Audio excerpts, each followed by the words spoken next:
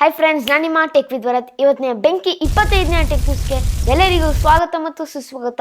ಈ ಒಂದು ಬೆಂಕಿ ಟೆಕ್ ನ್ಯೂಸ್ ಸ್ಟಾರ್ಟ್ ಮಾಡೋಕ್ಕಿಂತ ಮುಂಚೆ ನೀವೇನಾದ್ರು ಟೆಕ್ ವಿತ್ ಭರತ್ ಚಾನಲ್ನ ಸಬ್ಸ್ಕ್ರೈಬ್ ಆಗಿಲ್ಲ ಅಂದರೆ ದಯವಿಟ್ಟು ಹೋಗಿ ಸಬ್ಸ್ಕ್ರೈಬ್ ಆಗಿ ಫ್ರೆಂಡ್ಸ್. ಈ ವಿಡಿಯೋನ ಕೊನೆವರೆಗೂ ನೋಡಿ. ಇದೆಲ್ಲ ತುಂಬಾ ಇಂಟ್ರೆಸ್ಟಿಂಗ್ ಟೆಕ್ ನ್ಯೂಸ್ ಎಲ್ಲ ಇದೆ. ಇವತ್ತಿನ ಮೊದಲನೇ ನ್ಯೂಸ್ ಉಳ್ಕೊಂಡ್ರೆ ತುಂಬಾ ಇಂಟ್ರೆಸ್ಟಿಂಗ್ ನ್ಯೂಸ್ ಅಂತ ಹೇಳಬೇಕು. ಅದೇನಪ್ಪ ಅಂದರೆ ಸ್ಯಾಮ್ಸಂಗ್ ಅವರು ಸ್ಯಾಮ್ಸಂಗ್ S24 ಸೀರೀಸ್ನ ಲಾಂಚ್ ಮಾಡ್ತಾ ಇದ್ದಾರೆ. ಇವತ್ತು ಲಾಂಚ್ ಆಗುತ್ತೆ. ಇದು ಸೌತ್ ಕೊರಿಯಾದಲ್ಲಿ. ನಮ್ಮ ಇಂಡಿಯಾಗೆ ಬರಬೇಕಂದ್ರೆ ಇದು ಸ್ಯಾಮ್ಸಂಗ್ ಅವ್ರು ಹೇಳೋ ಪ್ರಕಾರ ಗ್ಲೋಬಲ್ ಆಗಿ ಲಾಂಚ್ ಮಾಡ್ತಾರಂತೆ. ಅದು ಯಾವಾಗಂದರೆ ಜನವರಿ 17ನೇ ತಾರೀಕಿಗೆ. ಈಗ ರೀಸೆಂಟಾಗಿ ಲಾಂಚ್ ಆಗೈತೆ. ಎಲ್ಲಂದರೆ ಸೌತ್ ಕೊರಿಯಾದಲ್ಲಿ. ಇದು ಸ್ಪೆಸಿಫಿಕೇಷನ್ಸು ಏನಂದರೆ, ಇದು ಮುಂಚೆ ನಾವು ಗೂಗಲ್ ಫೋನ್ಸಲ್ಲಿ ನೋಡಿದಾಗ ನಿಯರ್ ಬೈ ಶೇರ್ ಅಂತ ಐತೆ. ಆದರೆ ಈಗ ಚೇಂಜ್ ಮಾಡಿದ್ದಾರೆ ಕ್ವಿಕ್ ಶೇರ್ ಅಂತ. ರೂಮರ್ಸ್ ಬರ್ತಾ ಇರುವಂಥದ್ದು. ಆಮೇಲೆ ಇದು ತುಂಬ ಫ್ಲ್ಯಾಗ್ಶಿಪ್ ಸೀರೀಸ್ ಅಂತ ರೂಮರ್ಸ್ ಬರ್ತಾ ಇರುವಂಥದ್ದು. ಇದು ನನಗನ್ಸುತ್ತೆ ಇವರು ಇವೆಂಟ್ ಮಾಡೋದು ಸ್ಯಾನ್ ಫ್ರಾನ್ಸಿಸ್ಕೋದಲ್ಲಿನೇ ನನಗನ್ಸುತ್ತೆ ಇವೆಂಟು ಲಾಂಚ್ ಆಗುತ್ತಲ್ಲ. ಆದರೆ ನಿಮಗೆ ನಮ್ಮ ಇಂಡಿಯಾಗೆ ಬರಬೇಕಂದ್ರೆ ಜನವರಿ 17ನೇ ತಾರೀಕು ಮಿಡ್ ನೈಟಲ್ಲಿ ಸಿಗುತ್ತೆ.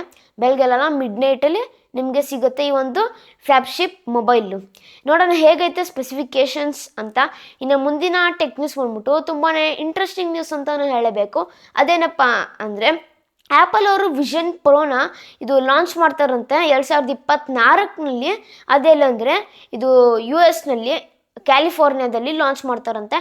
ನಮ್ಮ ಇಂಡಿಯಾದಲ್ಲಿ ತರ್ತಾರೇನೋ ಅಂತ ಬಂದಿಲ್ಲ ಇದು ನ್ಯೂಸು. ಆದರೆ ಹೇಳ್ತವ್ರೆ ಇದು ಕ್ಯಾಲಿಫೋರ್ನಿಯಾದಲ್ಲಿ US ಲಾಂಚ್ ಮಾಡ್ತಾರಂತ. ಇದು ಬಜೆಟಾಗಿ ಸ್ವಲ್ಪ ಲಾಂಚ್ ಮಾಡ್ತಾರಂತೆ. ಮುಂಚೆ ಎಲ್ಲ 5-6 ಲಕ್ಷ ಆಯಿತು.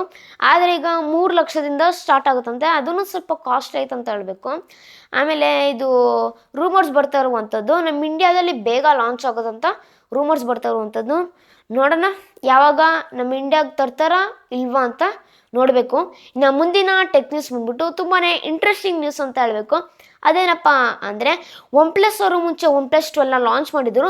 OnePlus 12 ನನ್ನ ಪ್ರಕಾರ ಬಂದರೆ ರೂಮರ್ಸ್ ಬರ್ತಾ ಇರುವಂಥದ್ದು OnePlus 12 ಮತ್ತು OnePlus 12 ಜೊತೆಗೂ ಎರಡು ಫೋನ್ಸು ಇಂಡಿಯಾಗೆ ಜನವರಿ 23ನೇ ತಾರೀಕಿಗೆ ಲಾಂಚ್ ಆಗುತ್ತಂತ ರೂಮರ್ಸ್ ಬರ್ತಾ ಇರುವಂಥದ್ದು. ಆದರೆ OnePlus ಅವರು ಹೇಳೋರೆ, ನೋಡ್ತಾ ಇರಲ್ಲ ಸ್ಕ್ರೀನಲ್ಲಿ, ಅಫಿಷಿಯಲ್ ಆಗಿ OnePlus 12ನ ಇದು ನಮ್ಮ ಇಂಡಿಯಾಗೆ ಜನವರಿ 23ನೇ ತಾರೀಕಿಗೆ ಲಾಂಚ್ ಮಾಡ್ತಾರಂತೆ. ಯಾವಾಗ ಇದು ಲಾಂಚ್ ಮಾಡ್ತಾರೆ ಅಂತ ಡೇಟ್ ಫಿಕ್ಸ್ ಆಗೈತೆ. ನೋಡೋಣ ಯಾವಾಗ OnePlus 12 ಲಾಂಚ್ ಆಗೋದಂತ.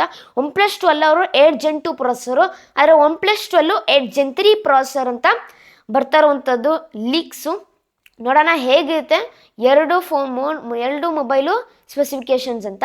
ಇನ್ನು ಮುಂದಿನ ಟೆಕ್ ನ್ಯೂಸ್ ಬಂದ್ಬಿಟ್ಟು ತುಂಬಾ ಇಂಟ್ರೆಸ್ಟಿಂಗ್ ನ್ಯೂಸ್ ಅಂತ ಹೇಳಬೇಕು. ಅದೇನಪ್ಪ ಅಂದರೆ ರೆಡ್ಮಿ ನೋಟ್ 13 ಸೀರೀಸ್ ಲಾಂಚ್ ಆಗ್ತಾ ಇರುವಂಥದ್ದು ನಮ್ಮ ಇಂಡಿಯಾಗೆ.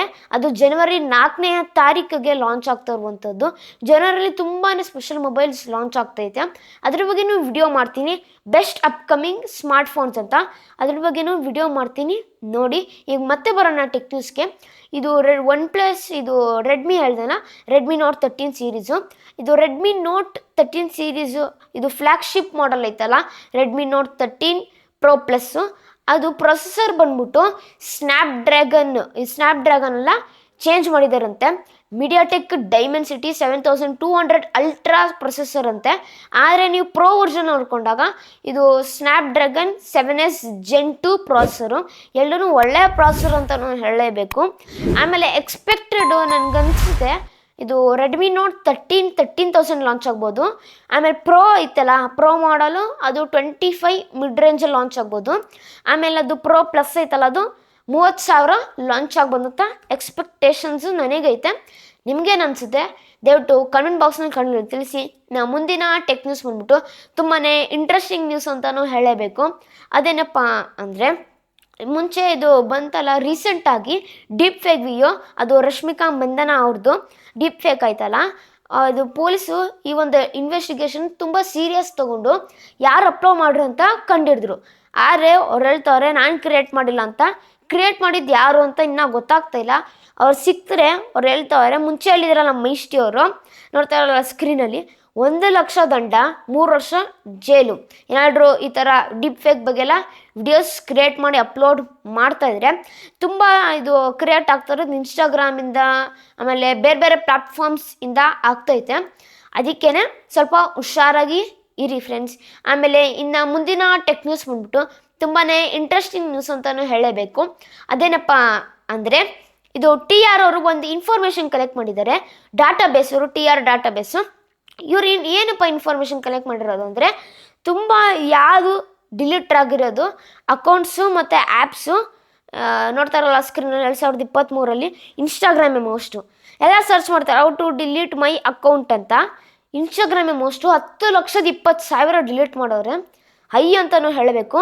ಸೆಕೆಂಡ್ ಬಂದ್ಬಿಟ್ಟು ಸ್ನ್ಯಾಪ್ಚಾಟು, ಫೇಸ್ಬುಕ್ಕು, ಟ್ವಿಟ್ಟರು, ಆಮೇಲೆ 7th ರ್ಯಾಂಕಲ್ಲಿ ಯೂಟ್ಯೂಬ್ ಐತೆ. ಯೂಟ್ಯೂಬು ತುಂಬ ಜನ ಬರ್ತಾರಂತಲೂ ಹೇಳಬೇಕು. ಇನ್ಸ್ಟಾಗ್ರಾಮ್ ಎಲ್ಲ ಬಿಡ್ತಾರೆ. ಅದಕ್ಕೇ ನಾನು ಮುಂಚೆ ವಿಡಿಯೋ ಅಪ್ಲೋಡ್ ಮಾಡಿದ್ದೆ. ಇದು ಯೂಟ್ಯೂಬ್ ಎಂತಕ್ಕೆ ಆಲ್ಗೊರಿಥಮ್ ಚೇಂಜ್ ಮಾಡೈತೆ ಅಂತ ತುಂಬಾ ಇದು ಒತ್ತಡ ಆಗ್ತೈತೆ ಅಂತಲೂ ಹೇಳಬೇಕು ಯೂಟ್ಯೂಬರ್ಸ್ಗೂ. ಅದನ್ನು ಹೋಗಿ ದಯವಿಟ್ಟು ನೋಡಿ. ಆಮೇಲೆ ಶಾಕ್ ಆಗ್ಬಿಟ್ಟೆ, ಏನು ಇಷ್ಟೊಂದು ಡಿಲೀಟ್ ಆಗೈತಾ ಇದು ಅಕೌಂಟ್ಸ್ ಅಂತ ಇನ್ಸ್ಟಾಗ್ರಾಮ್ದು. ನನಗೂ ಶಾಕಿಂಗು, ನಿಮಗೂ ಅಲ್ವಾ ಫ್ರೆಂಡ್ಸ್? ಹೇಗೆ ನಿಮ್ಮ ಅಭಿಪ್ರಾಯವೇನು ದಯವಿಟ್ಟು ಕಮೆಂಟ್ ಬಾಕ್ಸ್ನಲ್ಲಿ ತಿಳಿಸಿ. ಇವತ್ತು ಕೊನೆಯ ನ್ಯೂಸ್ ಬಂದ್ಬಿಟ್ಟು ತುಂಬ ಇಂಟ್ರೆಸ್ಟಿಂಗ್ ನ್ಯೂಸ್ ಅಂತ ಹೇಳಬೇಕು. ಅದೇನಪ್ಪ ಅಂದರೆ ಒಬ್ಬ ರಷ್ಯಾ ಸೈನಿಕ ಇದ್ದ. ಈಗ ರಷ್ಯಾ ಮತ್ತು ಉಕ್ರೇನ್ ಮಧ್ಯ ವಾರ್ ನಡೀತೈತೆ. ಹೌದು, ನಮಗೆಲ್ಲ ಗೊತ್ತಿರುತ್ತೆ ರಷ್ಯಾ ಮತ್ತು ಉಕ್ರೇನ್ ಮಧ್ಯ ವಾರ್ ನಡೀತೈತೆ. ಒಬ್ಬ ರಷ್ಯನ್ ಸೈನಿಕ ಇದ್ದ. ಅವನೇನು ಮಾಡ್ತಾಯಿದ್ದ ಅಂದರೆ ಯುದ್ಧ ಮಾಡ್ತಾಯಿದ್ದ ಅವನು ಇದು ಉಕ್ರೇನ್ ಮಧ್ಯ. ಅದಕ್ಕೇ ಯುದ್ಧ ಮಾಡ್ತಾಯಿದ್ದಾಗ ಒಂಥರ ಬುಲೆಟ್ ಪ್ರೂಫ್ ವೆಸ್ಟ್ ಇರಲಿಲ್ಲ. ಸಡನ್ನಾಗಿ ಬುಲೆಟ್ ಬಿದ್ದುಬಿಟ್ಟು ಅವನು ಅಂದ್ಕೊಂಡ ನನ್ನ ಪ್ರಾಣ ಹೋಯ್ತು ಅಂತ. ಆದರೆ ಏನೂ ಆಗಿಲ್ಲ. ಆವಾಗ ಎಲ್ಲ ಶತ್ರುಗಳೆಲ್ಲ ಇದು ಸೋಲ್ಬಿಟ್ಟು ಆಮೇಲೆ ನೆಕ್ಸ್ಟು ಇವ್ನು ಗೆದ್ರಲ್ಲ ರಷ್ಯಾದವ್ರು ಗೆದ್ಮೇಲೆ ಆ ಒಂದು ಪಾರ್ಟ್ ಲ್ಯಾಂಡಲ್ಲಿ ಅವ್ನು ನೋಡ್ದ ಏನಾಗೈತೆ ಏನೂ ಆಗಿಲ್ಲಲ್ಲ ಅಂತ. ನನಗೆ ನೋಡ್ತಾರ ಸ್ಕ್ರೀನಲ್ಲಿ ಒಂದು ಫೋನ್ಗೆ ಇಟ್ಟಾಗೈತೆ. ಅದು ಫೋನ್ ಬಂದ್ಬಿಟ್ಟು ಶಾಮಿ 11 ಲೈಟ್ ಅಂತ. ತುಂಬ ಈ ಒಂದು ಫೋನು ಒಬ್ಬ ಸೈನಿಕನ ಕಾಪಾಡೈತೆ ಅಂತಲೂ ಹೇಳಬೇಕು. ಈ ನ್ಯೂಸ್ ತುಂಬ ವೈರಲ್ ಆಗೈತೆ ಅಂತ ಹೇಳಬೇಕು. ಓಕೆ, ಇವತ್ತು ಇಷ್ಟಿನ ಟೆಕ್ ನ್ಯೂಸ್.